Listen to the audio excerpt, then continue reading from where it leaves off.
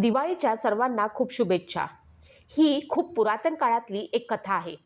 एका गावामध्ये एक ब्राह्मण दाम्पत्य राहत होतं. ते दाम्पत्य खूपच पूजा अर्चा करत असत. ते आपल्या घरामध्ये माता लक्ष्मी तसेच गणपतीची देखील पूजा करत असत. ब्राह्मण दररोज त्यांची पूजा अर्चा करत असे. त्याची पत्नी जो स्वयंपाक करत असे तो स्वयंपाक झाल्यानंतर अगोदर त्यांना नैवेद्य दाखवत असे. हे बरेच वर्ष चालू होतं. पण जसे जसे त्यांचे वय होत गेले तसे तसे त्यांचे लहान सहान गोष्टीवरनं भांडण तंटे होऊ लागले. आता ब्राह्मणाच्या पत्नीकडे जास्त काम होत नसत. तिची लहान सहान गोष्टीवरनं चिडचिड होत असे. ब्राह्मणी भोजन बनवत असे, पण नैवेद्य मात्र ती ब्राह्मणाला सांगत असे की तुम्ही दाखवा. पण ब्राह्मण मात्र तिला म्हणत असे, नैवेद्य दाखवण्याचं काम तुझं आहे. इतकी वर्ष तू नैवेद्य दाखवत होतीस. माझं काम फक्त पूजा करण्याचं आहे. जे माझं काम आहे ते मी केलेलं आहे. तुला तुझं काम केलं पाहिजे. अशा प्रकारे प्रत्येक दिवशी त्यांच्यावरतून आता ह्या दोघांमध्ये खूप भांडणं होऊ लागली होती.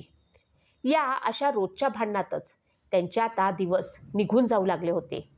रोज नैवेद्य दाखवण्याच्या वेळेला त्यांचं भांडण होत असे. आता कार्तिक महिना सुरू झाला होता आणि दिवाळीचे दिवस सुरू होते. ब्राह्मणाच्या पत्नीनं जेवण बनवलं होतं. ती ब्राह्मणाला म्हणाली, तुम्ही नैवेद्य दाखवा. तेव्हा ब्राह्मण म्हणाला, तू दाखव. नैवेद्य दाखवणं या गोष्टीवरनं पुन्हा या दोघांचं जे भांडण सुरू झालं ते काही थांबायचं नावच घेत नव्हतं. दिवाळीचा दिवस होता तरी देखील हे दोघंजण एकमेकांशी कडाक्यानं भांडत होते.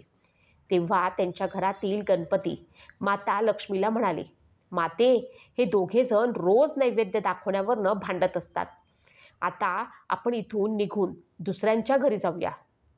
असे म्हणून माता लक्ष्मी आणि गणपती तिथून निघून गेले.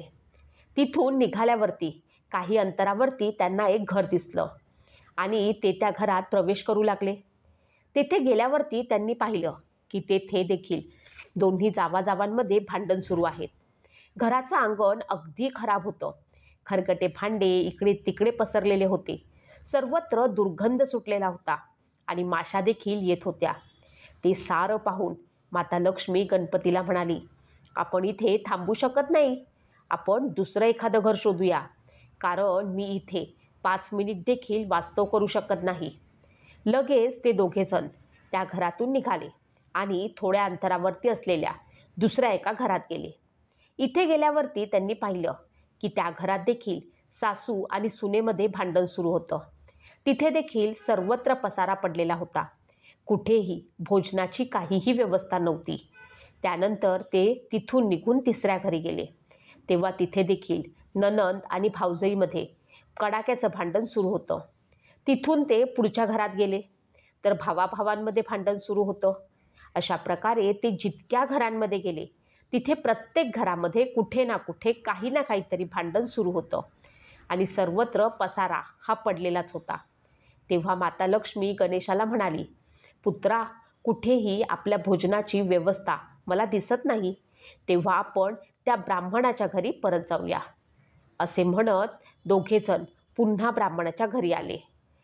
तेव्हा ब्राह्मणाच्या दाराजवळ पोचले तेव्हा त्यांना घरातून पंचपक्वान्नांचा सुगंध येत होता. गणपतीने दरवाजा वाजवला तेव्हा आतून ब्राह्मणाच्या बायकोनं आवाज दिला, कोण आहे?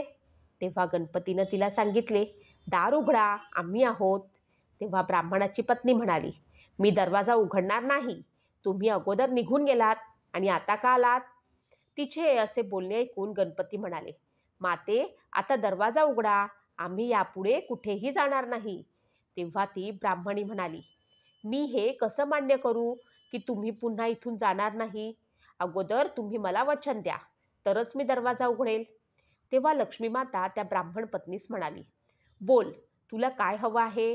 तेव्हा ब्राह्मणी म्हणाली, अन्न दे, धन दे. आम्हा दोघं म्हातारा म्हातारीला पुन्हा तरुणपण येऊ दे. तेव्हा माता लक्ष्मी म्हणाली, तथास्तु. लगेचच ब्राह्मणाच्या पत्नीनं दरवाजा उघडला. तेव्हा माता लक्ष्मी आणि गणपती ब्राह्मण पत्नीला म्हणाले, आज तर तू तुझ्या मनाप्रमाणे करून घेतलं, पण लक्षात ठेव, तुला जे काही मिळालं आहे त्याचं जतन करण्यासाठी तू नेहमी दिवाळीच्या दिवशी रात्री आपल्या अंगणात चौमुखी दीप नेहमी तेवत ठेव. असं केल्यामुळे तुझ्या 7 पिढ्यांपर्यंत मी तुझ्या घरामध्ये विराजमान राहणार. असं म्हणून गणपती आणि माता लक्ष्मी त्या ब्राह्मणाच्या घरी विराजमान झाले.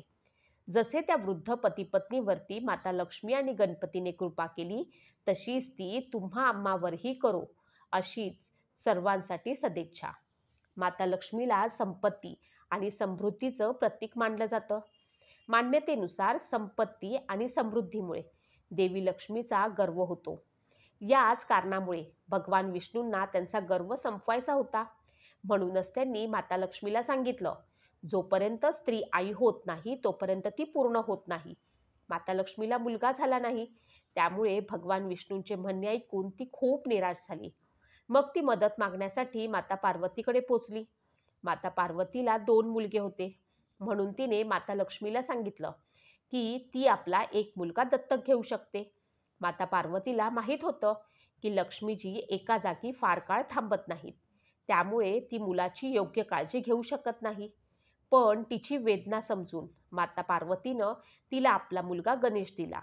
माता पार्वतीचा पुत्र गणेश मिळाल्यावरती लक्ष्मी माता मात्र खूप प्रसन्न झाली आणि ती गणेशाची खूप काळजी घेईल असे तिनं पार्वतीला सांगितले. हेच कारण आहे की जो कोणी हिंदू धर्माचा आहे, जो सुख आणि समृद्धीसाठी देवी लक्ष्मीची पूजा करतो, त्याला प्रथम गणेशाची पूजा करावी लागते. कोणत्याही शुभ कार्यासाठी लक्ष्मीची पूजा करण्यापूर्वी गणेशाची पूजा केल्यानंतरच ती पूजा यशस्वी आणि संपन्न मानली जाते. आता आपण दिवाळीशी संबंधित आणखी काही कथा ज्या आहेत त्या पाहणार आहोत.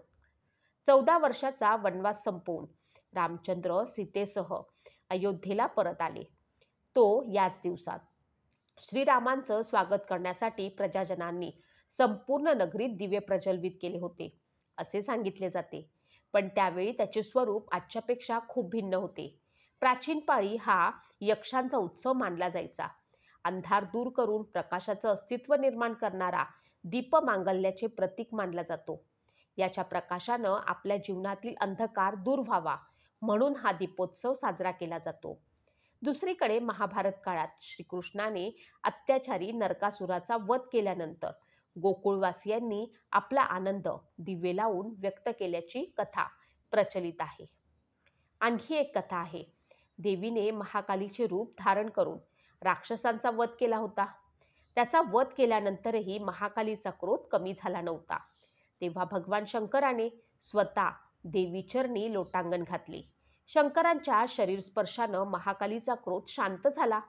त्याची आठवण म्हणून लक्ष्मीची पूजा केली जाते. या दिवशी तिच्या रौद्र रूपाची पूजा करण्याची प्रथा आहे. बळीराजानं आपल्या पराक्रमाच्या जोरावरती त्रैलोक्यावरती विजय मिळवला होता. या विजयाने भयभीत झालेल्या देवांनी भगवान विष्णूंची प्रार्थना केली आणि त्यांची प्रार्थना ऐकून विष्णूने वामन रूप धारण करून बळीराजाकडनं 3 पायानं त्रैलोक्य घेतले. बळीराजाच्या दानशूरपणामुळे प्रसन्न झालेल्या विष्णूंनी त्याला पाताळाचे राज्य देऊन भूलोकवासी त्याच्या आठवणीनिमित्त प्रत्येक वर्षी दिवाळी साजरी करतील असे आश्वासन दिल्याचे सांगितले जाते. सुवर्ण मंदिर आणि दिवाळी. शिखांचे 6वे गुरु हर गोविंद सिंग बादशाह जहागीरांच्या कैदेतून सुटून कार्तिक अमावस्येच्या दिवशी अमृतसरला आले होते असे म्हटले जाते. अमृतसर येथील सुवर्ण मंदिराचे बांधकाम दिवाळीच्या दिवशी सुरू झाले होते. गौतम बुद्धांच्या अनुयायांनी त्यांच्या स्वागतासाठी लाखो दिवे लावून दिवाळी साजरी केली होती. सम्राट विक्रमादित्याचा राज्याभिषेक दिवाळीच्या दिवशी झाला. त्याच दिवशी दिवे लावून जनतेनं आनंद साजरा केला होता असे सांगितले जाते. पंजाबमध्ये जन्मलेल्या स्वामी रामतीर्थ आणि महाप्रयाण या दोघांचा जन्म दिवाळीच्या दिवशी झाला होता. त्यांनी दिवाळीच्या दिवशी गंगा किनारी स्नान करताना ओम म्हणून समाधी घेतली होती. महावीर सत्वराला सुरुवात.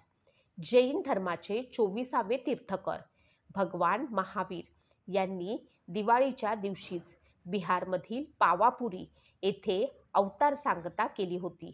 महावीर संवत यांच्या 2ऱ्या दिवशी सुरू होतो.